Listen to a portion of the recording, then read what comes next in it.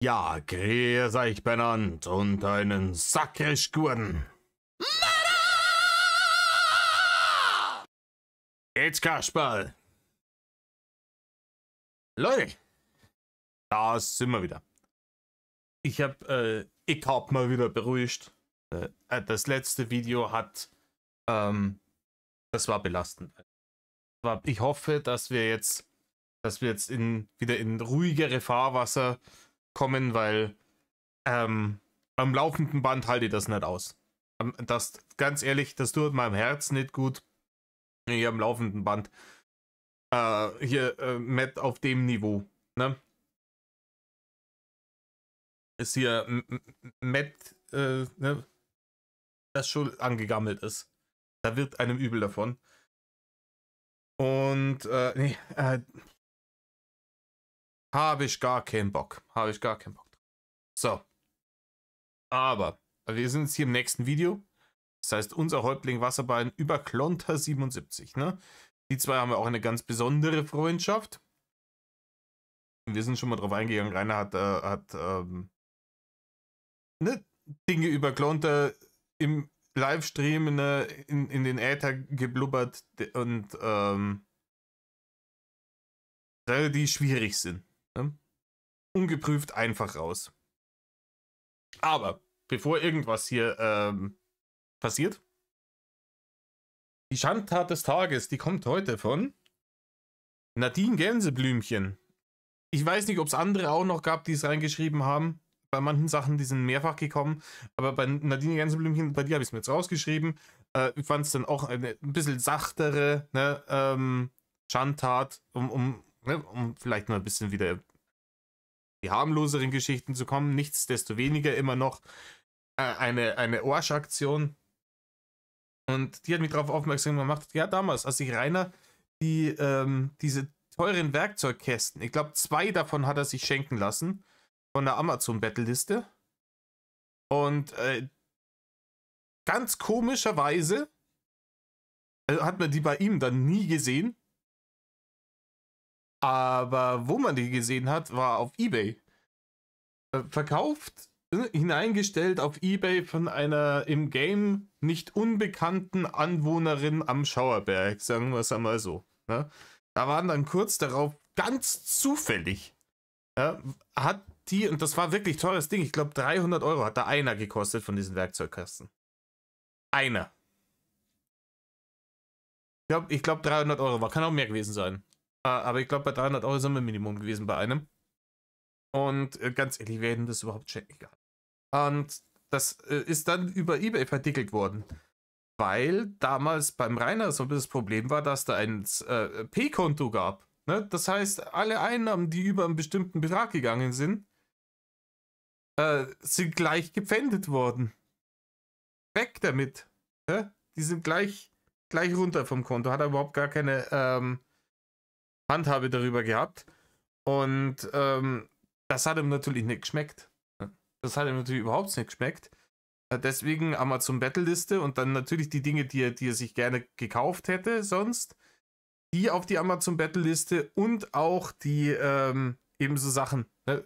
Er hat ein Geschenk auch für Marian irgendwann einmal eine CD auf die Battle-Liste gesetzt. Bärchen wollte er immer damit beeindrucken, wenn du irgendwas haben willst, ich setze auf die Battle-Liste, dann kommt es vielleicht. Und die Dinger hat man halt dann einfach im Internet vertickt. Und die Barren wahrscheinlich aufgeteilt oder er hat sie ganz gekriegt, ich weiß es nicht. Auf jeden Fall, dass er sich dann wieder, ein bisschen Drecksfressi leisten kann. Genau. Nadine, vielen, vielen Dank. Allen anderen auch vielen Dank. Ich sagte, ich habe mir jetzt hier 2 so DIN A4 Seiten rausgeschrieben mit Gelumpe. Damit komme ich über ein paar Videos rüber. Richtig. Wir befinden uns bei Minute 4 und 30 Sekunden, sagen wir es einmal. Na, grob gehen wir wieder bei 5 Minuten. Könnt ihr in die Reaction gehen. Ne? Schreiben wir wieder auf. Kommt das wieder in die Videobeschreibung, damit Leute Bescheid wissen, ab wann es losgeht. Richtig. In diesem Sinne. Hockt euch her, Sammermehrer. Reißt's euch a Häube auf. Denn mir ging einer in Rainer. Lange Zeit haben sie auch mir vorgeworfen, dass ich Sodomist bin oder Okay. Zoophil bin. Also, ne, mit Tieren. Warum? Ja, warum denn nur, liebes Bärchen? Ja, wie sind sie denn da drauf gekommen, die Haters? Dass er. Da kann mich an überhaupt keine prominente Situation aus seinen Lustlords-Videos erinnern, die vielleicht zu der zu diesem Fehlschluss hätte führen können. Rainer, vielleicht, weil du mal behauptest, er hat zwar dann gesagt, ja, wäre angeblich nicht so sein Ding, aber dann ist auch, also die Frage kam, ne, er hat im Lustlord-Format hat er Fragen beantwortet. Und natürlich haben die Leute versucht, mit irgendwelchen Pannefragen irgendwie aus der Deckung zu locken, damit er irgendwas sagt, womit er sie lächerlich macht. Und das hat damals so gut funktioniert. Ne? Also deutlich besser, wie es dann später funktioniert. Damals war halt wirklich, da ist vollkommen ungefiltert rausgeblubbert worden, was ihm gerade durchs Ogerstübchen geistert. Da waren ganz viele Perlen. Alte Klassiker sind zu der Zeit entstanden und ja, da haben sie ihn halt gefragt, mit welchem Tier er gerne mal, wie er sagen würde, sich vergnügen würde. Und anstatt zu sagen, also anstatt die Frage überhaupt nicht mit reinzunehmen, ne, in das Format, oder zu sagen, ja, Digga, ich glaube, du spinnst ein bisschen, dass hier nicht, worum es hier gehen sollte, hat er ganz kurz hergenuschelt, ja, aber eigentlich bin ich ja nicht so für Sodomie. Aber wenn, dann, und dann kam wie aus der Pistole geschossen, das hat er, also ganz ehrlich, das hat er sich vorher schon überlegt gehabt, weil normalerweise bräuchte er ewig, um sich sowas zusammenzurendern. Und dann kam Pferd, ein männliches oder auch ein weibliches, wäre ihm egal.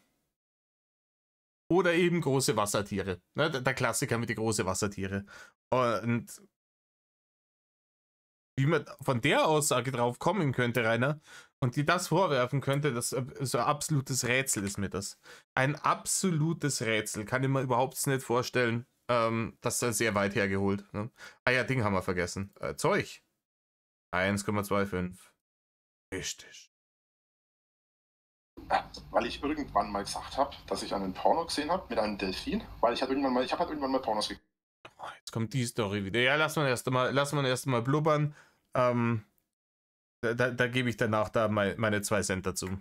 So, wie es halt so ist. Und dann habe ich, das war ganz am Anfang. Und dann habe ich mit irgendjemandem, ich weiß nicht mehr mit wem, mit irgendjemandem darüber gesprochen, damals im Teamspeak. Und da ging es halt damals darum, dass ich halt zufällig über einen Porno gestolpert bin, in dem halt irgendein Typ einem Delfin einen bläst. So, ich habe aber nicht da drauf geklickt, weil... Ja, Rainer, zufällig. Ich weiß nicht, wer von euch auch vielleicht ab und zu mal auf Pornhub unterwegs ist. Zufällig stolpert man über sowas nicht. Ne? Das hat genauso, Rainer, es hat genauso einen Algorithmus wie jetzt YouTube zum Beispiel auch. Ne? Das zeigt dir entweder die Sachen an, nach denen du schon häufiger gesucht hast und du dir häufiger schon angeschaut hast, oder du suchst speziell genau danach. Aber zufällig wird dir so ein expliziter Nischen-Content nicht angezeigt. Ne? Das wird auch das wird sicher wenigen Leuten vorgeschlagen, eben weil danach höchstwahrscheinlich die wenigsten Leute suchen und sondern nur so ein paar richtig kranke Bastarde. Sagen wir es mal so. Ne? Ohne danach zu suchen, glaube ich dir nicht, dass du das findest. Glaube ich da nicht. Ist Lülülü. Und du hast speziell danach gesucht. Weil du das Thema ist bei dir komplett kaputt. Das ist komplett kaputt im Kopf. Einfach, also, du hast ein gestörtes Verhältnis zur Sexualität, Rainer. Das ist so.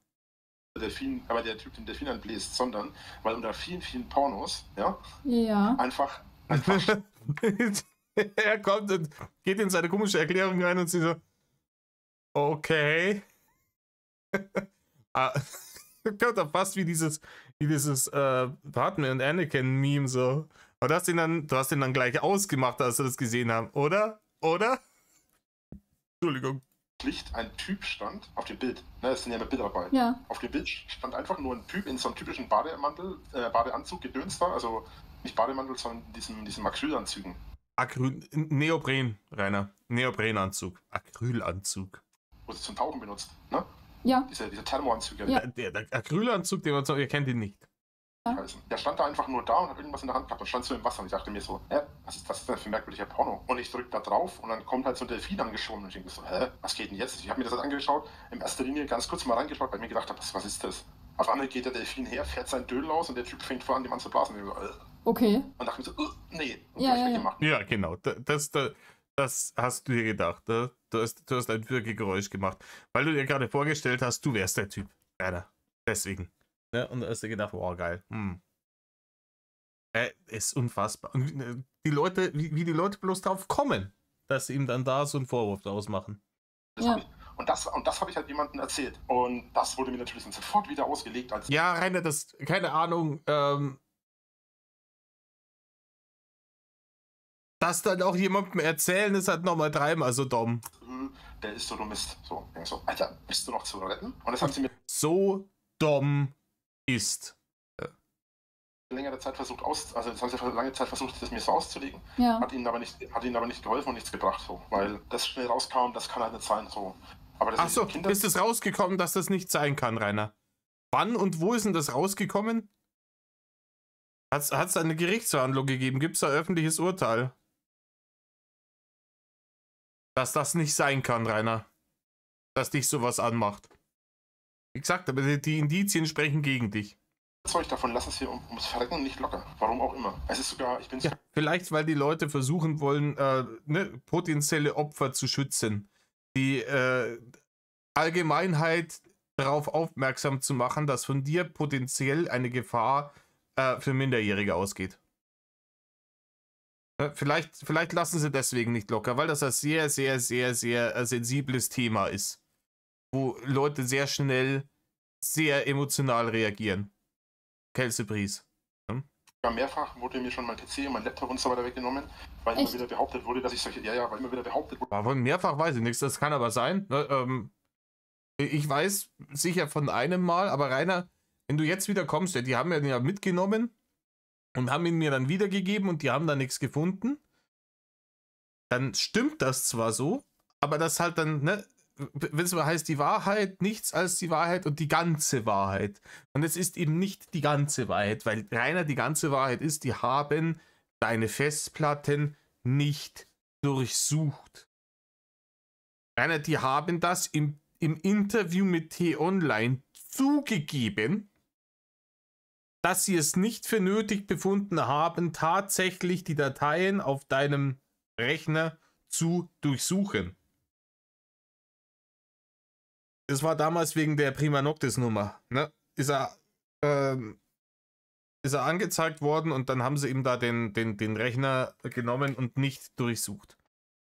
Ne? Und natürlich kannst du es jetzt so hinstellen, als ja, der PC war ja bei den Bullen und ist wiedergekommen und ich habe bin ja nicht angezeigt worden, also dementsprechend, ja. Quod erat demonstrandum, bitte sehr, haben wir doch. Bin ich unschuldig, etc. Aber das, keine Ahnung, das ist, wenn ich eine Mordwaffe irgendwo finde und ich habe einen Tatverdächtigen, ich nehme aber von dem keine Fingerabdrücke, dann kann ich dem seine Fingerabdrücke auch nicht auf der Mordwaffe finden, Rainer.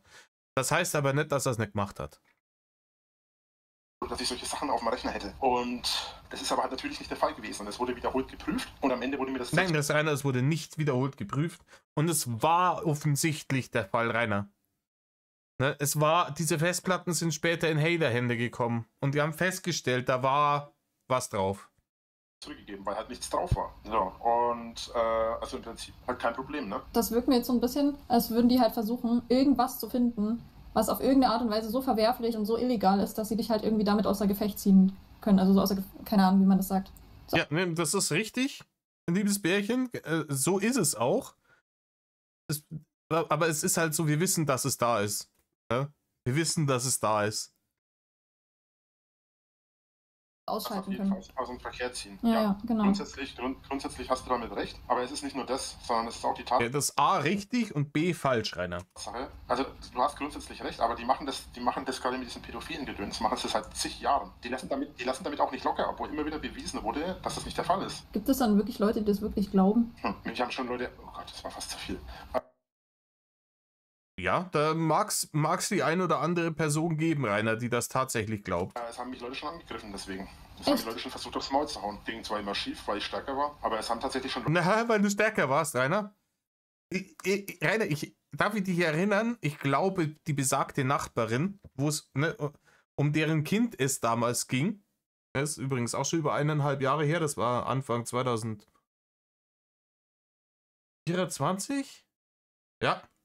Die besagte Nachbarin das wahrscheinlich gefilmt hat, wie ihre Bekannten bei dir vor der Tür standen, Rainer. Und du hast die mitnichten hast du denen irgendwas getan. Du bist ganz klein geworden, in dem Türrahmen gestanden und warst kurz davor, dass du dich eingeschäumt hättest. Rainer, ich hab dir angesehen, dass du kurz vorm Einnässen warst. Ganz, ganz kurz. Weil du wirklich gedacht hast, okay, die packen mich jetzt an den Wasserbeinen, zerren mich da raus und moppen mich kaputt da draußen. Und es hat Stimmen gegeben, die gesagt haben, das hätten sie vielleicht auch machen sollen. Leute versucht mir aufs Maul zu hauen dafür. Was völliger Schwachsinn ist, weil ich natürlich nichts gemacht habe. Aber das war natürlich denen egal. Ich meine, da gibt es ja ganz andere... Wir hatten im Übrigen wieder den völligen Schwachsinn. Ja, ich habe euch in vorherigen Videos schon erklärt, ganz große Red Flag, ne? Da steht wieder Lülülü drauf. Leute, da ist das auch wirklich so quasi bewiesen, nachweislich Ja. und so. Aber bei dir ist es halt, so wie das klingt, jetzt sind das alles einfach nur irgendwelche Anschuldigungen. Ja, und das ist halt auch bewiesen. Ja, vollkommen aus der Luft gegriffen alles. Vollkommen aus der Luft gegriffen. Ja, ich weiß nicht, ob die letzten 30 Minuten des Gesprächs angehört hast, liebes Bärchen. Vollkommen aus der Luft gegriffene Nummern. Also jetzt sind wir schon wieder bei dem Thema, Digga. Oh. Hier geht's wenigstens mit Klonter los. Gaming Date, schön.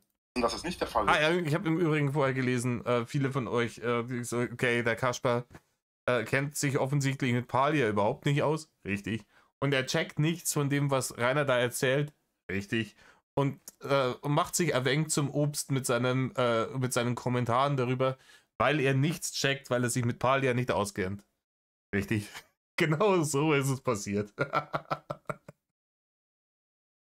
Genau so ist es passiert. Ja, was soll ich sagen? Ist halt so. Es ist also mehrfach bewiesen worden, dass es nicht der Fall ist. Aber die lassen trotzdem nicht locker. Ja. Die machen trotzdem immer wieder weiter und werfen mir das immer wieder aufs Neue vor. Die haben sogar irgendwann Bücher und Geschichten. Rainer, weil du immer wieder irgendeinen raushaust, der das nahelegt. Ne? Es ist ja nicht so, dass irgendwann mal so ein obskures Gerücht aufgetaucht wäre in längst vergangenen Zeiten. Und das immer wieder ausgegraben wird, Rainer. Es sind ja immer wieder neue Sachen, weswegen diese Vorwürfe wieder aufkommen. Ne? Es sind ja immer wieder neue Sachen. YouNow-Stream, die 13-Jährige hart an der Grenze. Ja? Das Kind, das in dem Auto saß, als du die Hose gelüftet hast. Dann, das auf irgendwelchen Discords und so extrem junge Leute irgendwie permanent anbaggern und dann eben halt die Geschichten, die du immer wieder schreibst. Ne? Da sind ja dann diese Hausmädchen-Stories und dann, ja, und es kommt halt immer und immer und immer wieder was Neues, das halt dieses Feuer immer wieder aufflammen lässt. Deswegen lassen die Leute da nicht locker, weil du ja auch immer wieder Futter dafür gibst. Hättest du nach der Welle an Kritik, die dich überrollt hat, nach der Nummer von wegen, ja, es gibt nicht so junges, ne? Oder hart an der Grenze und dergleichen damals, hättest du damals einen Schuss endlich gehört und dir gedacht, ja, okay, da stimmt vielleicht was mit mir nicht. Ich gehe jetzt in Therapie und zu dem Thema halte besser mein dummes Maul. Dann wäre dieses Thema wahrscheinlich seit Jahren nicht mehr auf den Tisch gekommen. Aber du bist derjenige, der nicht locker lässt mit dem Thema. Du bringst es immer wieder drauf auf den Tisch. Bitte sehr. Weil du es auch nicht lassen kannst und du meinst, du bist der Allerschlauste und du kannst es dann so formulieren, dass man dir dann rechtlich nichts kann. Aber jeder weiß, wes Geisteskind du bist, Rainer.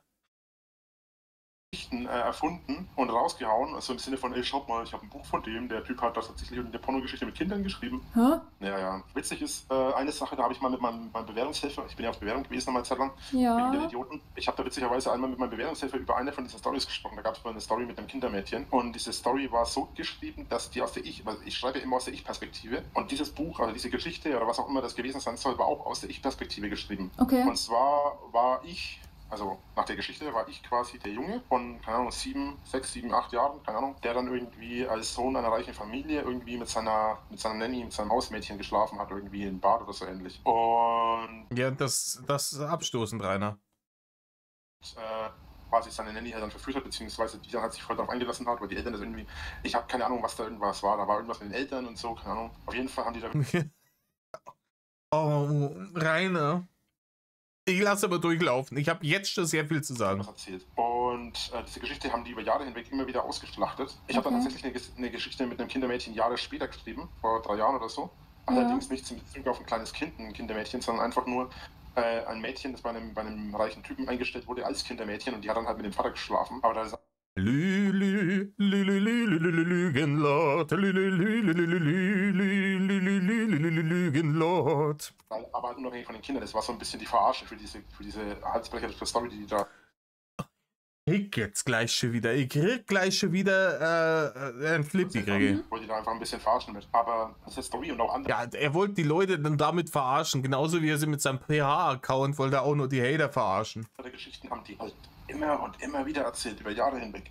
Und es ist immer wieder bewiesen worden, dass die. Ich möchte wissen, was der Anwalt gesagt hat. Sonst verliere den Faden von dem, was du jetzt die ganze Zeit schwadroniert hast. Nicht von mir ist, aber das wird halt immer wieder aufgewärmt, immer wieder neu. Und über diese Geschichte habe ich auch mal eben mit meinem Bewährungshelfer gesprochen. Bewährungshelfer. Ja. Das Witzige ist, der kennt sich ja mit dem Thema ein bisschen aus so. Warum, Rainer? Hast du den vielleicht in einem Forum kennengelernt?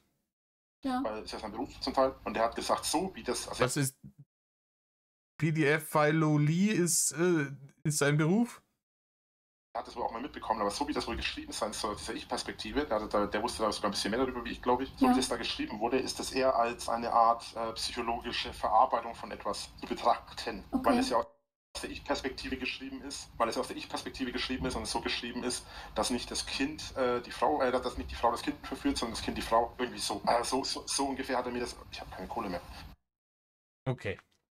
Da war jetzt schon wieder so viel Feuchtung. Rainer, Folgendes. Erstens, kommst du jetzt mir mit dieser, das ist diese Hausmädchen-Story da, die er geschrieben hat, nachweislich. Die Leute sind hier in diese, ich weiß nicht, wie die heißen, Metadaten oder sowas, von der Datei reingegangen, wo drin steht, genau wann die erstellt wurde und wann sie bearbeitet wurde. Und da war nachzuvollziehen, Rainer, dass diese Datei erstellt wurde lange bevor die Hater überhaupt ein Thema in deinem Leben waren und auch zum letzten Mal bearbeitet wurde irgendwann 2012 oder so. Also auch lange bevor die Hater ein Thema waren, Rainer. Das ist 100%ig und ohne Diskussion genau dir zuzuordnen, das Ding. Ganz zu schweigen davon, dass die ganzen seine Art und Weise, wie er schreibt, wen, wenn, hin und her, diese Zeichensetzung, Groß-Kleinschreibung, den ganzen Scheißdreck, das passt halt alles 100% auf Rainer. So viel zu dem Thema.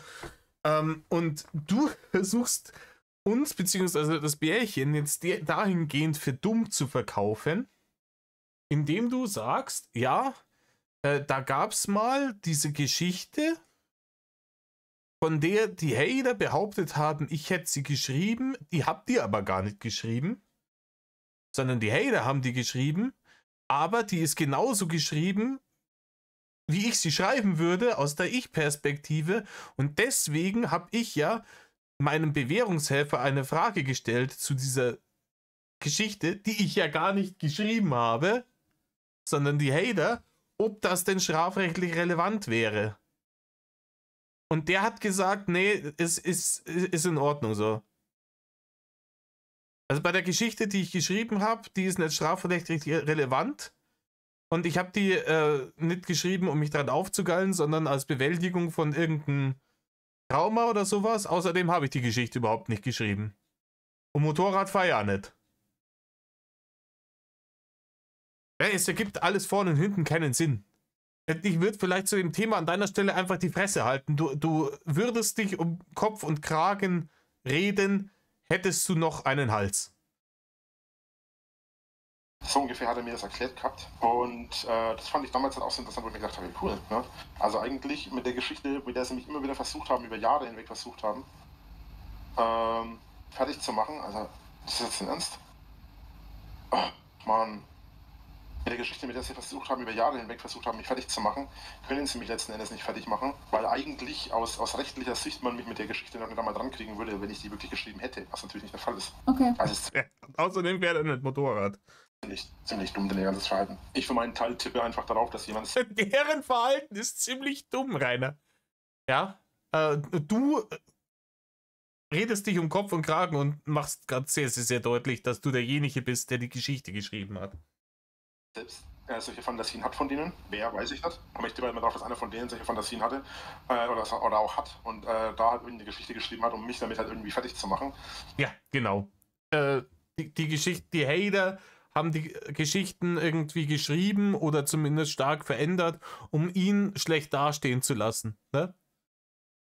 Was sich dann aber letzten Endes herausgestellt hat, dass er damit Letzten Endes im Prinzip nur sich selber verarscht hat. Weil letzten Endes, wie gesagt, mit der Geschichte man nichts anfangen kann. Zumindest nichts, um mich fertig zu machen oder mich anzugreifen oder so. Ja, kann man das nicht irgendwie nachvollziehen, von wem das Original dann kam? Ja, liebes Bärchen, das kann man. Und das habe ich vorhin erklärt, das wurde auch gemacht. Und das ist ziemlich deutlich Rainer zuzuordnen. Ja, angeblich kann man das über irgendwelche Metadateien. Okay. Aber du kannst Dateien. Ich weiß nicht, wer von euch Breaking Bad gesehen hat, aber ja, Metadateien, Rainer. Ohne Tatata. kannst dir sowieso alles fälschen. Ich glaube auch nicht, dass man Metadateien nicht fälschen kann. Geht bestimmt auch. Aber ich kenne mich damit aber nicht genug aus. Aber diese Geschichte soll ja auch schon, die Geschichte ist ja so alt, das war ja eine der ersten Stories, die veröffentlicht haben. Also sprich vor 10 Jahren oder 15 Jahren oder so. Also wirklich ganz am Anfang. Also wenn da wirklich irgendwelche Metadateien existiert haben oder haben sollten oder noch sollten, dann kann man das eh nicht über die lange Zeit nachvollziehen, vermute ich mal. Aber du hast jetzt... Ja, die Hater, die es damals vor 15 Jahren noch überhaupt nicht gegeben hat, Rainer, die haben damals sind mit der Zeitmaschine in die Zukunft gefahren, haben festgestellt, dass es dich dann irgendwann geben wird, haben sich deinen Schreibstil angeeignet, sind in die Vergangenheit gefahren, um dann da im Jahr 2009 eine Datei zu erstellen, damit die richtigen Metadateien hat, damit es eindeutig dir zugewiesen werden kann, um dich in die Pfanne zu hauen, Rainer. Das ist eine glaubwürdige Geschichte. Ich glaube da aufs Wort. Und dann ist ja alles gut. Ja? Da ist ja alles offensichtlich erklärt. Ja? Du meintest jetzt, die haben über die Jahre mehrere Geschichten veröffentlicht. Also war das dann mehrfach so, dass solche Dinge dann passiert sind, dass sie versucht haben, was zu schreiben und dir anzuhängen, was oder? die alles veröffentlicht haben, weiß ich nicht. Ich weiß nur, dass mir Leute erzählt haben, dass mir wieder solche Sachen aufgetaucht sind. Okay. Ich selbst habe mir Boah, Rainer, du hast da so einen ganz guten Überblick, was da veröffentlicht wurde und was nicht. Und Rainer, du weißt und wir wissen, dass das alles aus deiner Feder war. Ja? Hier, Ding, Sex im Mittelalter. Solche Nummern. Auch alles nie vom Rainer geschrieben. mit dem Thema nie auseinandergesetzt, weil ich habe keine Lust gehabt, mich darüber aufzuregen. Zumal mich solche Sachen sowieso aufregen. Und ich habe dann halt letzten Endes einfach mich mit den Rainer, was regt dir denn nicht auf? Mich regt auch vieles auf, Rainer, aber ui, Alter. Bei dir ist, Rainer, man hat die Schanze auch das schreiende Haus getauft, ne, weil du dich wegen jedem Scheißdreck aufgeregt hast. Du warst immer sofort auf 100 Sachen 80. Thema gar nicht groß auseinandergesetzt gehabt. Ich meine, wenn da auch die ganze Zeit so viel Hate ist und so, also wenn man sich die ganze Zeit damit auseinandersetzt, so, dann kann es einem ja gar nicht mehr gut gehen, oder? Da muss Also man... mich hat es jetzt nicht wirklich gestört, aber es lag bei mir auch daran, dass ich halt einfach ein Mensch bin, der sich von sowas nicht fertig machen lässt. Aber Nee, Rainer, nee, das hat überhaupt nicht gestört. Deswegen schwadronierst du jetzt schon wieder seit 10 Minuten drüber, dass das alles gar nicht stimmt, was sie dir da vorwerfen. Dass du das arme Opfer bist. Alles böses Mobbing. cool finde ich diese Storys deswegen trotzdem nicht. Ja, natürlich. Normal einige Wenn du die Storys nicht gut findest, dann hättest du vielleicht nicht schreiben sollen. von denen das wirklich richtig im Internet veröffentlichen und groß beitreten, wo ich mir denke, so Alter, ne? Ja. Ihr werft mir vor, dass ich solche Sachen veröffentliche und in Wirklichkeit geht ihr her und haut es ins Internet und dann denke ich mir so, Ja. finde den Fehler, ne? Also Das ist ja dann eigentlich auch. Ja, ich habe den Fehler schon gefunden, Rainer. Die Geschichte, die du gerade hier zum Besten gibst, ist erstunken und erlogen. Das ist der Fehler. Manchmal ist die einfachste Lösung auch tatsächlich die richtige, Rainer. Es ist halt einfach erstunken und erlogen, was du ja gerade aufs Brot schmierst, der guten Frau. Rufmord, was sie da betreiben, oder nicht? das ist nicht nur Rufmord. Das wäre Rufmord, ne, wenn es denn nicht stimmen würde. Das ist Rufmord, das ist üble Nachrede, das sind 5 oder 6 verschiedene Strafen. Ich glaube, Rufmord und üble Nachrede, das ist doch mehr oder weniger das Gleiche, oder? Die da zusammenkommen. Aber Nee, das sind keine 5 oder 6 verschiedene Straftaten, Rainer. Nee, sind's nicht. Also auch nicht, wenn es tatsächlich so wäre, dass man dir das zu Unrecht vorwirft und dass man das alles so, also wenn die Geschichte jetzt so gewesen wäre, wie ich es erzählt hätte vorhin, ne, mit der Zeitmaschine im ganzen Gedöns, ne, also sogar dann wären es nicht 5 oder 6 verschiedene Straftaten, so, dann wäre es halt, ja, üble Nachrede, glaube ich. Ne?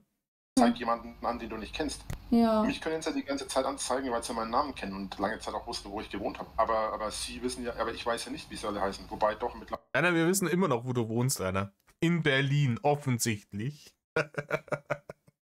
Wie Klonter zum Beispiel heißt, weiß ich, weil er mich auch angezeigt hat. Und weil ich mittlerweile Der hat dich zu Recht angezeigt, Rainer.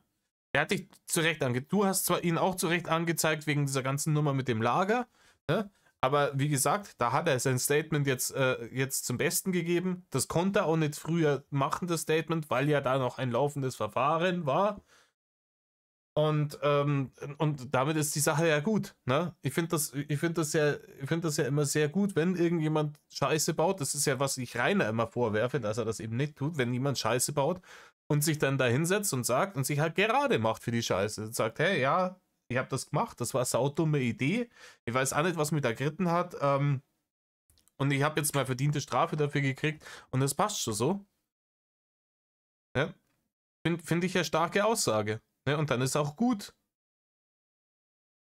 Eine solche Aussage wirst du von Rainer niemals bekommen. Und allein das zeigt doch schon, dass der Klonter mehr Rückgrat und mehr Charakter hat als du, Rainer. Weil bei dir ist es immer, ja, ihr habt ihm zwar die Taschenlampe auf den Kopf gehauen, aber ihr habt mir nur verteidigt.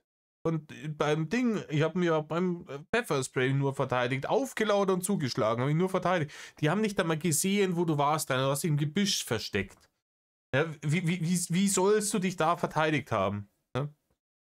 Nee, also immer nur, als er den Stein irgendwie auf Affenkeks sein Auto geschmissen hat, ja? Also nur verteidigt. Ich mache das nicht anders. Ich fühle mich ja immer bedroht, wenn bei mir vor der Haustür draußen auf der Straße ein Auto vorbeifährt. Wenn ich es mitkriege, ich immer Steine danach. Ich habe auf dem Balkon so eine große Kiste mit großen Steinen. Die schmeiße dann immer, wenn ein Auto vorbeikommt. Diese Grattler. Ja, mich da einfach bedrohen, indem sie da auf der Straße fahren mit ihrem Auto. Auf der öffentlichen. Die sie mitbezahlt haben von ihren Steuern. Schweinerei. Ne? Rainer ist immer, da kommt immer ein Aber und ein bla bla bla bla bla hinten nach. Und irgendeine Rechtfertigung, warum er dann doch nicht derjenige ist. Informationen über den Typen habe. Es geht immer los. Ja, es tut mir leid, dass ich derjenige bin, aber eigentlich bin ich gar nicht derjenige. Und Motorradfahren du ja nicht. Den hat man halt schon oft, ne? Ja, der Typ heißt. Okay. Nichts gegen Leute, die heißen, aber der Typ, weiß ich nicht. Also ich kenne auch seinen Nachnamen.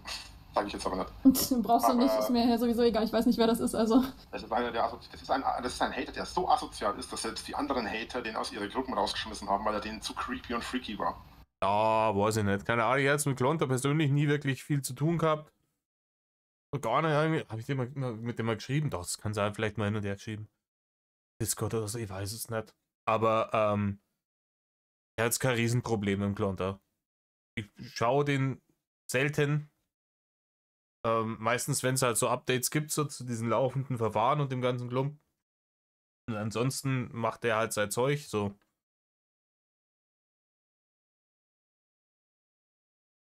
Okay. Das musst du dir mal geben. Der Typ war so abgedreht, dass er sogar denen zu verrückt war. Okay. Irgendwie, dass es fließt. Nee, das ist auch gelogen. Ne? Ich weiß, keine Ahnung, es gibt auch im Game natürlich immer wieder so Reibereien, Leute, der eine mag den anderen wieder nicht und umgekehrt und nein, aber das ist halt ganz normal in so einer großen Gruppe, bei so großen Dingen wie dem Drachengame, da können sie nicht immer alle verstehen. Aber es ist jetzt nicht so, dass irgendwie alle anderen Hater im Hater-Hauptquartier zusammengetroffen sind, ja, in so einem großen Versammlungssaal, stellt sich der Audimax vor und dann wird es halt wie im Kongress oder so, irgendwie bei den Amis, ja, yay und nay, ne?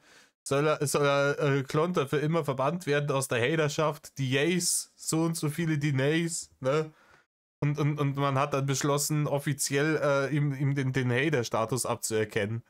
Ist nie passiert, Rainer. Ist Horse-Shit. Ne? Es gab Leute, die haben kritisiert, es gab Leute, die haben nicht kritisiert, die einen vielleicht ein bisschen mehr kritisiert, die anderen ein bisschen weniger. Und das war's, ne?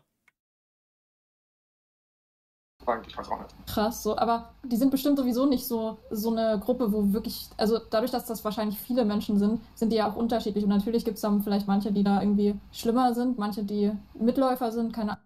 Oh, liebes Bärchen, du begibst dich auf sehr dünnes Eis. Du begibst dich auf sehr, sehr, sehr, sehr dünnes Eis.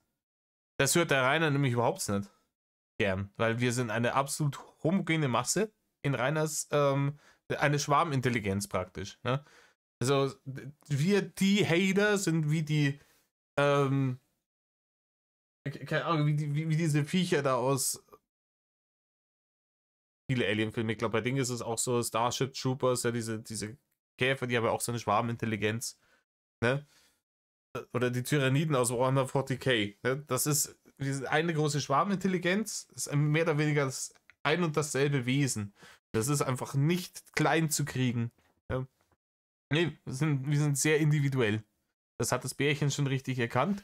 Es gibt sehr viele von uns und jeder von uns hat einen anderen Grund so ein bisschen, ne, warum man dich nicht mag, Rainer. Ja, aber in Rainers Kopf ist alles das Gleiche. Ein Hater hat irgendwann einmal Fensterscheiben nur eingeschmissen. Das heißt, jeder, der sich als Hater bezeichnet, hat gleichermaßen Verantwortung dafür, dass diese Fensterscheibe eingeschmissen worden ist. Vor allem, weil du auch mehr Scheiben an deinem Haus selber kaputt gemacht hast, wie es die Hater getan haben. Also ich weiß nicht, wie die Gruppendynamik da aussieht. Es gibt da mit Sicherheit ganz unterschiedliche Menschen. Aber wie man die und ob man die und keine Ahnung, weiß ich auch nicht. Wie man das sortieren.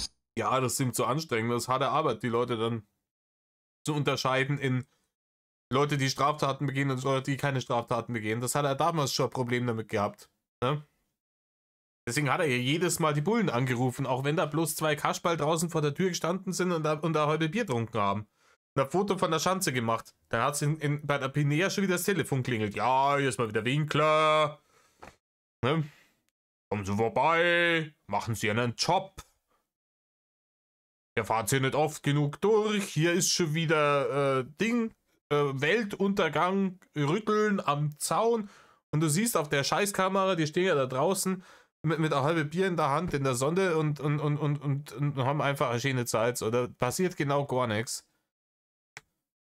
Und den Unterschied zwischen den Leuten und den paar Kasperlen, die tatsächlich so weit über die Strecke geschlagen haben, dass es strafrechtlich relevant war, was der Großteil von uns auch nicht gut findet. Und das ist alles das Gleiche. Nicht einmal unter den 2 Kategorien konnte er unterscheiden. Das ist zu harte Arbeit. Ne? Kann man nichts machen, sind sie halt alle gleichermaßen schuld. Aber das gefällt mir nicht. Das ist nicht, was ich wollte. Ja, was hast du gemacht? Klar wolltest du das. Nimm das. Ey, kann ich dich nicht damit hauen? Oh doch, nimm das. Das ist das Spiel, was ich dir gemacht habe. Genau das, was du wolltest, du Sau. Ja, super. Verpiss dich doch, du Arsch. Das ist genau das, was er wollte, aber der will es nicht nehmen. Was ist jetzt schon wieder los? Gaming. Das Gaming? Ja, komm, Gaming wird übersprungen. Ich schlafe immer schlecht, aber ich schlafe nur deswegen immer schlecht, weil ich immer alleine schlafe. Ach so. Nein, Rainer, du schläfst schlecht, weil du zwar 50 Kilo wiegst und auf vernackerten Matratzen ohne Lattenrost auf dem Boden in einem verschimmelten Dreckszimmer hausen musst. Deswegen schläfst du schlecht. Rainer, es kann bei jemandem von deiner Körperfülle tatsächlich passieren, ne, dass der Schlafapnoe hat, ne, bezweifle ich nicht. Deswegen schläft er halt schlecht. Weil der Körper nicht mehr dagegen arbeiten kann im Schlaf mit der Atmerei und dann einen Atemaussetzer hat. Und das kann passieren bei Leuten, die näher an der 40 sind als an der 30 und dermaßen adipös sind, denen kann das passieren, dass die halt einfach in der Nacht aufhören zu atmen. Ne? Ganz. Fertig. Finito. Auch das allein schon, es sollte dir ein Grund sein, an der Situation was zu ändern. Und du schläfst nicht deswegen schlecht, weil du immer alleine schlafen musst. Oh. Wenn ich mit jemandem zusammen im Bett liege, dann schlafe ich für gewöhnlich besser. Ja, und woher willst du das wissen? Bärchen haben auch immer auf der Couch gepennt, oder? Nee, stimmt nicht. Die Mary, die hat, glaube ich, mit ihm da auf der Matratze gepennt und also von dem, was die da aufgenommen hat, hast du da nicht sonderlich viel schlafen in der Nacht, ne? Was? Ob man da wirklich besser schläft? Wieso nicht? Schläfst du nicht besser, wenn du jemanden neben dir liegen hast? Hä, aber wenn man nicht zum Schlafen kommt? Naja, also du wirst schon zum Schlafen kommen, glaub mir. Weil, wenn du nach dem 5. Aber nee, ich glaube nicht, dass du da zum Schlafen kommen würdest. Keine Ahnung, ich würde da drin nicht zum Schlafen kommen und ich bin ein Typ, ich glaube, eine Frau da drin, das ist ein Albtraum-Szenario. Im Leben glaube ich nicht, dass da irgendjemand auch nur ein Auge zumachen kann. Du hast jetzt Orgasmus immer noch, ich weiß nicht, wie fit du bist, aber wenn du nach 5 oder 6 Orgasmus immer noch kannst, kann ich auch noch. Weil ich bin nämlich äußerst vital. Naja, okay. Ja, Rainer, ich weiß nicht, ob man das als vital bezeichnet, wenn einem bei lebendigem Leib der Fuß wegschimmelt. Aber oder wenn man keine 2 Sekunden stehen kann, ohne Schweißausbrüche und Atemnot zu bekommen. Ich weiß nicht, wie vital das ist, Rainer. Ja, 5, 6 Mal brauchen wir nicht reden. Ne? Jetzt schlafe ich am liebsten ohne Gummi. 5, 6 Sekunden vielleicht. Ja, ohne Gummi auch altes Thema. Das ist immer so eine Sache, die mich immer nervt, weil jetzt nicht wegen Kindern oder so, sondern weil ich kann halt auch direkt nochmal. Okay. Und dann hergehen, Gummi runterziehen, neuen Gummi aufziehen, ist halt auch kacke. Ja. Bei mir kommt halt. Ja, keine Ahnung. Ne? In der Formel 1 kriegen sie das auch hin. Schnell mal ein paar Sekunden Neugummis aufziehen, Rainer. Das ist jetzt nicht so schwierig. Auch immer recht viel, wenn ich fertig bin. Und das ist auch ein bisschen unangenehm, weil sich das dann in die Harnröhre staut. Okay. Was mir wiederum Ja, Rainer, halt dein Maul. Halt doch bitte. Ich habe schon viele schlechte Ausreden gehört, die irgendwelche Leute erzählt haben, weil sie keinen Gummi benutzen wollten. Ja? Oder warum sie keine Gummis benutzen wollen oder so. Aber es staut sich in die Harnröhre rein und das ist unangenehm, ist ja wohl die dümmste Ausrede, die ich jemals gehört habe. Nein, dieses Nippelchen oben an dem Kondom, das ist das sogenannte Reservoir. Und dafür ist, da sammelt sich das dann da drin. Das gar kein Problem nicht. Überhaupt kein Problem nicht. So viel kann es nicht sein. Und Rainer, wir wissen, wie viel er bei dir. Ja, wir haben das Video gesehen. Es staut sich zurück in die Harnröhre. Ne? Oh Mann.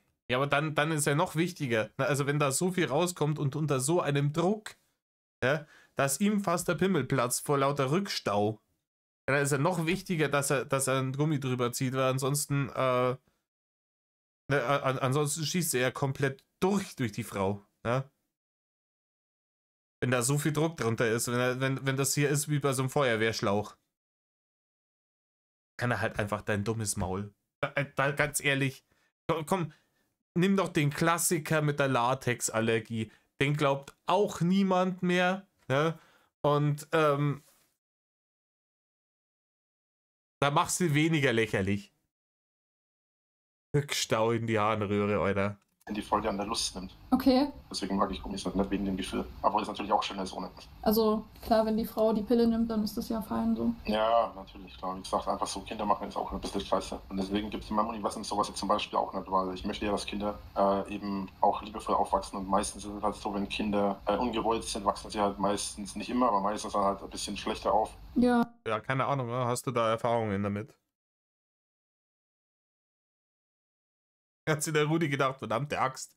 Ja, einmal besoffen einen Fehler gemacht und jetzt habe ich dir diesen Deppen am Hals hängen. Weil sie halt meistens auch mitbekommen und so weiter. Und deswegen will ich eigentlich, dass Kinder in meinem Universum zum Beispiel immer gewollt sind. Weil dann halt Kinder im Normalfall das auch merken. Wie war das bei dir zu Hause? Warst du so Wunschkind? Ja, meine Mutter hat immer gesagt, wir waren es beide. Aber ich weiß es nicht. Ich habe immer das Gefühl gehabt, ich war es nicht, aber ich weiß es nicht. Ja, ich weiß nicht. Also ich glaube, ich war so teilweise Wunschkind. Also meinen Eltern war es halt einfach so ein bisschen egal, ob es jetzt passiert oder nicht so.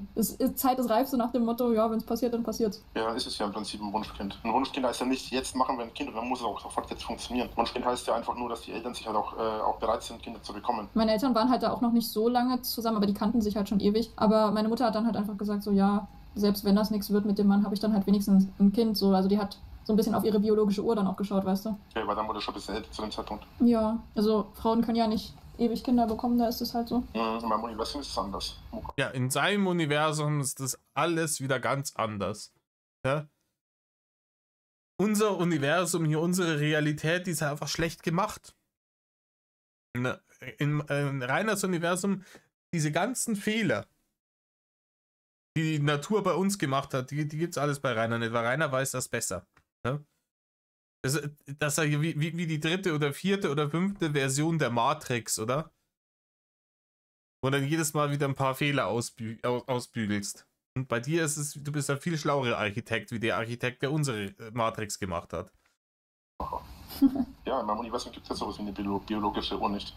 Ja, ist doch gut. Ob das gut ist, weiß ich nicht. Aber es ist auf jeden Fall schöner für die Person, weil sie keinen Stress hat, was das angeht. Man ist auf jeden Fall weniger eingeschränkt. Richtig. Und du hast doch nicht das Problem von Menstruationsbeschwerden und so weiter. Ja. Komplett weg. Ja, ist ja auch gut. Ja, klar.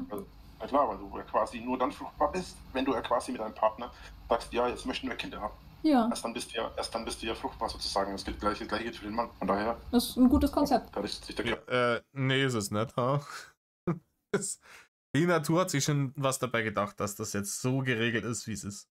Aber halt so ein bisschen nach der persönlichen Einstellung, nach dem persönlichen Empfinden. Ich finde es auf jeden Fall geschickt, was hier. Also wer weiß, wer sich das hier ausgedacht hat, haha. Aber dann hätte man noch können was anderes machen. Das sieht auch so. Und du machst halt besser jetzt. Bitte? Und du machst halt besser jetzt. Was meinst du mit, ich mach's besser? Du denkst dir bessere Regeln aus. Achso, für mein Universum meinst du jetzt? Ich war gerade auf den Schlauch gestanden, was du meinst. Ja, ich versuch's halt zumindest, ne? Aber ich glaube, so bei manchen Dingen muss man dann halt schauen, was bei rumkommt. Vielleicht kann man manche Dinge vorher gar nicht so wissen, wofür sie gut sind. So. Ja, das sowieso. Also, gerade weil ich auch ein Mensch bin und sterblich bin in diesem Leben hier, kann ich nicht alles bedenken, was halt ein Gott bedenken müsste für sein Universum. Das macht die Sache natürlich so ein bisschen schwieriger. Ganz nervig, ey. Ich will ein bisschen Gold haben. Ja, das macht's ein bisschen schwieriger, Rainer. Ne? Bis zu mehr oder weniger unmöglich. Im Endeffekt hat er gerade gesagt, mein Universum ist kompletter Schwachsinn, weil ich eh zu dumm bin. Ja? Er sagt, das Universum, das wird es 100%ig geben, aber er ist nicht mal in der Lage, sich auszudenken, was es da alles gibt, weil aber dass es das geben wird, da glaubt er ganz, ganz fest dran. Das beißt sich ja wegen, Rainer. Das beißt sich ja wegen. Aber ich krieg kein Gold, was ist das denn? Mein Bruder hat übrigens heute sein Abi bestanden. Ah, GG. Ich habe mir gerade... Wenn ich dir noch einen guten Tipp geben darf, ja. Dann sag niemandem, dass du mit mir Kontakt hast. Glaub mir, das könntest du bereuen. Also wie niemanden? Im Sinne von niemanden und nicht meiner Familie? Ja, naja, wenn wir beide uns mal treffen und wenn wir beide mal, wenn zwischen uns beide was passieren sollte, dann solltest du das vielleicht schon dem einen oder anderen sagen, dem du wirklich vertraust. Aber grundsätzlich würde ich dir empfehlen, sag so wenig Leuten wie möglich, dass du gerade mit mir Kontakt hast. Ja, also ich habe ja jetzt sowieso... Die könnten dir Dinge über mich erzählen, die sich schlecht auf meine Chancen auswirken würden, zum Stich zu kommen. Hier, Rainers Schandtaten zum Beispiel. Solche Dinge könnten sie dir dann über ihn erzählen und dann, das wäre nicht gut für den Rainer. Da hätte er wenig Bock drauf. So niemanden so wirklich davon erzählt. Also das ist ja schon an sich hier die Regel auf dem Server. Ich habe mir die durchgelesen, okay, die Regeln, und da steht, es gibt keinen Geheimserver. Also bin ich nicht hier so. Weißt du, was ich meine? Ja, aber ich meinte im Allgemeinen. Ich gesagt, das kann, Alter, was bist du für einer? Ja. Der geheime Server. Und Regeln hat er wie bei Fight Club. Die erste Regel ist, man spricht nicht über den geheimen Discord-Server. Die zweite Regel ist, man spricht nicht über den geheimen Discord-Server. Es sind schon wieder mehr Bärchen auf dem Server. Das heißt, einige von euch haben die ersten beiden Regeln gebrochen. Oh. Die letzte Regel des Discord-Servers ist, wer neu ist auf dem Server, muss ihn liegen. Ich werde es jetzt auf jeden Fall nicht irgendjemandem erzählen. Also vor allem, wenn du das jetzt auch noch sagst, dann lasse ich das lieber. Jo, mal kurz. Na gut, von mir aus. So, entschuldige. Alles gut. Okay, ich muss auf jeden Fall ein paar Dinger herstellen. Achso, Dinger? habe ich das noch eingetragen? Aber ich habe ja kein... okay, gut, schauen wir mal, ob ich das Ding kriege. So, wenn ich mich richtig erinnere, ist es 1 Gold und 2 hiervon. Und daraus müsste ich Muraka kriegen. So, wo ist halt unten so? Ja. Aber, Frage? Wollen wir das da vor Wolbani auch so ein bisschen quasi geheim halten oder wie ist der Plan da jetzt? Andi weiß ja, dass wir Kontakt haben. Ja, aber sollte das jetzt irgendwie enger werden oder so? Achso, das müssen wir dann gucken, wenn es soweit ist, aber okay. Grundlegend will ich eigentlich damit nur sagen, du solltest aufpassen, dass allgemein niemand erfährt. Jetzt nicht im Sinne von, weil ich jemanden, weil das irgendwie ein Geheimnis ist zwischen uns beiden, sondern im Sinne von, weil, wie sagt man, sondern im Sinne von... Ja, wie sagt man das jetzt, Rainer? Wie sagt man das jetzt? Dass es besser für dich ist, dass es niemand weiß, dass die Leute nicht auf dich losgehen. Okay. Du hast ja mitgekriegt, dass Leute dich schon belästigt haben, nur weil du auf meinem Discord warst. Was glaubst du, was passiert, wenn die jetzt erfahren, dass du jetzt eine von nur 2 oder 3 Personen bist? Und gerade wenn die auch noch in deinem Bekanntenkreis irgendwelche Leute sind, die Hater sind, das weißt du ja leider vorher nicht. Ja, auf jeden Fall, das stimmt. Darum ging es mir. Ja, dann auf jeden Fall danke für die Warnung. Ja, und ja, das muss ich Wolfgang auch noch sagen, dass ihr da beide ein bisschen vorsichtig seid. Ja, sei mal vorsichtig, ne? Dass ihr noch Dinge über ihn erfahrt. Denn überall lauern sie, die Hater. Eine Hardcore-Paranoia auch schon wieder. Ich mit keinem. Grundsätzlich wisst ihr nie, wer ein Hater ist. Was die Sache mit uns beiden angeht, naja, jetzt gerade ist auch wieder. Ist auch wieder. Hat er Matrix gesehen vor kurzem? Das mit dem Universum ist so wie die neue Matrix. Und dann so, ja, die Hater sind wie die Agenten. Ne? Jeder von ihnen könnte einer sein. Ist jetzt zwischen uns noch nichts. Ja, und ich weiß ja auch nicht, was in deinem Kopf vorgeht. was du planst, weil nach der Frage gerade überschlägt sich jetzt in meinem Kopf gerade auch einiges. So im Sinne von, wie weit willst du gehen oder was hast du vor? Hä? Sagst du nicht die ganze Zeit, ich soll dich mal besuchen kommen? Ja, nee, schon klar. Ich meinte jetzt gerade im Allgemeinen, klang das jetzt gerade schon so, als würdest du dir da schon Hoffnungen für mehr machen, als nur jetzt einfach mal ein bisschen gucken und schauen. Ja, die macht sich Hoffnungen, dass sie mit diesem Met, das sie hier generiert, ja, ein bisschen erfolgreichen Kanal rausballert, ne? Und das ist ja auch gelungen, ne?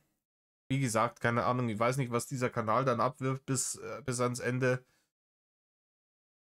Und ne, das ist halt jetzt wahrscheinlich, solange die diese Leaks da weiter veröffentlichen können und wenn es vorbei ist, wird wahrscheinlich auf dem Kanal nicht mehr viel passieren, nehme ich an. Aber da hat sie bis dahin 2, 3 Barren gemacht und da kann man sich dann auch vielleicht irgendwie ein bisschen was gönnen. Und das soll auch gegönnt sein. Nee, da muss man einfach ein bisschen schauen. Du kannst auch einfach offen sagen, was du möchtest, ne? Du brauchst dir da keinen Kopf machen oder so. Da muss ich sag dir schon, wenn mich was stört oder so. Nee, da muss ich einfach nochmal eine große Runde drüber nachdenken. Bin ich neugierig. Wieso? Worüber genau willst du denn nachdenken? Na, was ich möchte. Achso, weißt du selber noch nicht? Nee, das ist nicht immer ganz so einfach, das rauszufinden, was man selber möchte. Also finde ich zumindest. Na gut, für mich steht klar fest, was ich möchte, aber ich bin wahrscheinlich auch für... Ja, Snoo, Rainer. Rainer will immer Snoo. Nix anderes. Alles andere wurscht da. Alles andere sekundär. Hier Wurstfach muss her. Ich bin einfach schon ein paar Jahre älter. Wobei, nee, ich hatte eigentlich nie diese Sache, wo ich überlegen musste, was ich möchte. Ich habe eigentlich immer gewusst, was ich möchte und halt versucht, das auch zu kriegen. Oder ja, du wolltest Barne und Wurstfach und nicht frühst aufstehen müssen, um in die Arbeit gehen. Das sind die 3 Sachen, die du wolltest immer. Barne, Wurstfach, arbeitslos sein. Das ist, ja, dass nicht viele Leute haben diese Schnittmenge. Dafür gearbeitet. Aber ich bin halt auch grundsätzlich ein sehr direkter Mensch. Das ist ja gut so. Warum nicht, ja. Das ist tatsächlich nicht besonders gut. Wieso? Und auch nicht immer besonders gut. Naja, weil jemand, der so ist wie ich, das ist schwierig. Ja, aber ist ja auch nicht gut, wenn man die ganze Zeit so verkopft ist und nur über alles 10.000 Mal nachdenkt und dann zu keinem... Ja, ne, mach dir da mal keine Sorgen. Das Denken, das ist nicht die Fachkompetenz vom Rainer. Ja? Da hat er, das kriegt er nicht so gut hin. richtigen Ergebnis kommt. Das ist auch wieder richtig, aber das bringt halt letzten Endes auch nichts, wenn du als über Kopf dich in Sachen stürzt. So habe ich meine letzten Beziehungen oder in Anführungszeichen Beziehungen jedes Mal gemacht. Okay. Für mich ist halt auch immer so die Sache, das sage ich auch gleich, das sage ich nicht, weil ich... Und dieses Mal nicht, Rainer, dieses Mal bist du das ganz langsam angegangen, oder? Ich hab ich weiß gar nicht, wie viel die Video das ist, 22. Ich habe jetzt einiges davon schon reacted und Hals über Kopf irgendwie so überstürzen und übertreiben. Das macht er nicht, der Rainer. Ja, da hat er gelernt. jetzt irgendwie damit schaden will, dir wehtun will oder sonst was. Aber ich sage auch gleich, ich glaube nicht, dass wir beide uns treffen bis zu dem Zeitpunkt, wo du wirklich hier bei mir vor der Tür stehst. Oder ich bei dir vor der Tür stehe, beziehungsweise ich mache es normalerweise immer so, dass die ersten Treffen ich normalerweise dann immer da mache, wo ich sage, dass ich das machen möchte, weil ich halt jedes Mal, wenn ich das woanders gemacht habe, ich jedes Mal von den Leuten verarscht wurde. So was. Ja, und da, wo du gesagt hast, dass man es macht, da bist du auch verarscht worden, Rainer. Alles nimmt sie nicht viel. Rainer, und wenn du es im Internet versuchst hast, hier Erdbärchen-Style, dann bist du auch verarscht worden, Rainer. Es hilft, bringt, das Einzige, was es dir bringt, ist halt, du hast da weniger Aufwand. Ja? Wenn es Verarsche ist, hast du weniger Aufwand, wenn du nicht irgendwo hingehen musst. Problem ist aktuell, also in der Zwickmühle, der Rainer, er müsste ja von sich preisgeben, dass er in Zobis wohnt, wenn er es wirklich drauf ankommen lassen will. Müsste er das zugeben. Das heißt, da hat er dann schon wieder, ich meine, klar, jeder von uns weiß, dass er in Zobis wohnt und niemand hat ihm diese Lüge jemals geglaubt, aber da wäre sie dann hundertprozentig nicht mehr zu verteidigen, die Lüge. Wenn das Bärchen tatsächlich in Zobis ist bei ihm, ne? Und deswegen hat er da schon was zu verlieren. Aber natürlich wäre es schlimmer, wenn er sagt, er fährt jetzt nach Berlin oder so und trifft sich da irgendwie mit dem Bärchen und dann ist das irgendeine Verarsche, weil da kennt er sie nicht aus und da hat er keinen Rückzugsort, das macht es dann natürlich schon mehr Sinn. Ne? Okay. Da bin ich ein bisschen eigen. Ja, es ist halt nicht ganz so einfach. Ich meine, es wäre ja für mich in dem Sinne auch schwierig, wenn du zum Beispiel beim ersten Treffen oder so hier wärst, weil da könnten ja voll auch gleich Leute rauskriegen, okay, Rainer ist jetzt zum Beispiel dort und dort zu Besuch und schauen wir mal, wer wohnt denn da und so, weißt du, was ich meine? Einer der vielen Gründe, warum ich gerne Treffen da mache, wo ich das möchte, ist, weil ich genau das vermeiden möchte. Ja. Früher war es halt einfach, ich habe halt einfach mein Haus gehabt und habe halt einfach in meinem Haus gesagt, ich fahre jetzt zum nächsten Bahnhof, da hole ich dich ab und dann fahren wir zu mir und dann schauen wir halt mal, was passiert, ob wir dann vögeln, ob wir dann einfach nur da rumsitzen, ob wir einen Film gucken. Das sieht... Ja, und wie gut hat das funktioniert, Rainer? Wie gut hat es funktioniert? Beim Cola-Bärchen zum Beispiel? Aber schon, ein bisschen merkst du das schon, dass es schon besser war, wo du das Haus noch gehabt hast. Dass der Verkauf von dem Haus vielleicht nicht so schlau war. Das zeigt sich dann, ja, und dann schauen wir halt mal. So war es mit meiner ersten Beziehung, die ich hatte, wo die aus Berlin gekommen ist, kam die auch einfach so zum Bahnhof, da habe ich sie abgeholt. Da waren wir dann bei mir gesessen, haben uns dann einfach ein bisschen unterhalten und im Laufe des Abends ist es dann dazu gekommen. Ich meine, gut, wir wussten halt schon im Vorfeld, dass wir Interesse aneinander hatten. War auch einer der vielen Gründe, warum wir uns überhaupt getroffen haben. Aber es ging halt dann letzten Endes auch einfach darum, dass wir halt gesagt haben, ja, na, wir möchten uns dann erstmal kennenlernen, haben uns dann erstmal kennengelernt. Ja. Und sind dann halt erstmal in die Situation gekommen, dass wir dann überhaupt erstmal gevögelt haben, so, weißt du? Ja. Sie hat mich damals gesagt, hat sie mir gesagt, du Sau, hat mich damals auch Schwein genannt, weil ich noch gesagt habe, also nicht Schwein im Sinne von bösartig, sondern einfach, du Schwein so, du Arsch, so, weil sie halt gemerkt hat, ich habe halt nicht geglaubt, dass sie wirklich kommt, so. Ja, weil ich halt jedes Mal, wenn ich... Ja, ist Lügengeschichte, Rainer. sowas hatte, bin ich halt jedes Mal in die Situation gekommen, dass ich halt jedes Mal dass mich halt Leute jedes Mal verarscht haben, weißt du? Ja, verstehe ich. Aber die Qualität von meinem Moraka ist aber nicht besonders hoch. So, jetzt müsste es gleich durch sein. Ja, toll. Okay, dann gib mir einfach irgendein Metall. Was nehmen wir? Nehmen einfach 3 Erz. Keine Ahnung, wo der Schmelzpunkt liegt. Ja, also für mich ist es halt einfach so, und das ist wie gesagt nicht böse gemeint oder so, weil ich kenne dich halt nicht, ne? Ja, und ja. Ich gehe halt jetzt erst einmal davon aus, dass du jetzt halt nur sagst, was du hören willst. Auch wenn ich das mit den Pässen und so weiter eigentlich schon mit der Verifizierung schon sehr krass fand. Aber ich gehe mir grundsätzlich erst einmal davon aus, dass mich jemand verarscht, bis halt letzten Endes das Gegenteil bewiesen ist. Das hat aber auch keinen bösen Hintergedanken, sondern es ist einfach halt meine Erfahrung, Ja, die ich ja. damit gemacht. Ja, Rainer, wenn du davon ausgehen würdest, dann hättest du gewisse Aussagen in diesen Leaks nicht getätigt. Ne? Also wenn du da wirklich davon ausgehen würdest. Und ganz ehrlich, wenn ich da davon ausgehen würde, an deiner Stelle, dann, ich weiß nicht, kannst du dann den Schritt nicht weitergehen, dass du merkst, so, ey, das ist nicht normal. So. Ich kann mich mit niemandem irgendwie verabreden, ich kann niemanden kennenlernen, ohne permanent Angst haben zu müssen, die Person verarscht mich und die liegt alles und ich habe dann negative Konsequenzen davon. Wie man das nicht schafft, diesen kleinen kognitiven Schritt zu machen, fuck. Ne? Auf jeden Fall, das ist auf jeden Fall verständlich. Also ich meine, das, was du jetzt alles schon erzählt hast, also wow, okay. Ich weiß auch. Persönlich wäre es anders lieber, aber Ja. ich habe halt einfach Erfahrung gemacht. So. Ja. Zumal du bist ja auch noch sehr jung, ne? Und ich stehe normalerweise auf über 30-Jährige, 40-Jährige, 50-Jährige. Ja. Da fährt er wieder. Lille Train nach Bullshit Town. Ankunft jetzt. Bitte Vorsicht bei der Einfahrt des Zuges. Passagiere, die an der Wahrheit interessiert sind, bitte nicht zusteigen. Oh Mann. Ja. Und heißt jetzt nicht, dass ich eine Jüngere von der Bettkante schubsen würde. Heißt aber halt auch, dass halt normalerweise das auch daran, also das liegt auch nicht zuletzt daran, weil ich halt einfach auch die Erfahrung gemacht habe, dass gerade Jüngere mehr dazu tendieren, mich zu verarschen. Zumal die letzte, mit der ich mich eingelassen habe, die mit dem Kind, wo ich gesagt habe, die war halt erst 18. Ne? Oh. Ja, genau. Und allein da merkst du es eigentlich. Ja, ich stehe eigentlich bloß auf über 30-Jährige. Also außer wenn sie dann 18 sind. Ja. Und es ist halt offensichtlich eine Schutzbehauptung. Es ist eine Schutzbehauptung aufgrund der PDF-File-Vorwürfe, die wir ja im letzten Video und auch zu Beginn dieses Videos so ausführlich besprochen haben. Es ist eine Schutzbehauptung. Er steht ja nur auf Ältere. Kann ja gar nicht sein, dass das stimmt mit den Vorwürfen, weil er sagt ja immer, er steht ja nur auf Ältere und wenn er das sagt, dann ist das so.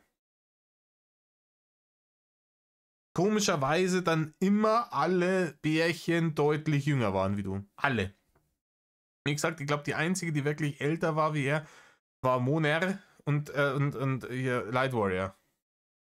Und Marion, wenn ihr den mitzählen wollt, aber ansonsten, egal welches Bärchen, immer Anfang 20, die bereits erwähnten kritisierten Zustände in seinem Junau-Stream, da ging es auf 13 und 14-Jährige runter. Und hier diese Mary, die war 18 und damals, als er Demon vorgeworfen hat, er wildere in seinem Revier, weil er auf dem Discord irgendwie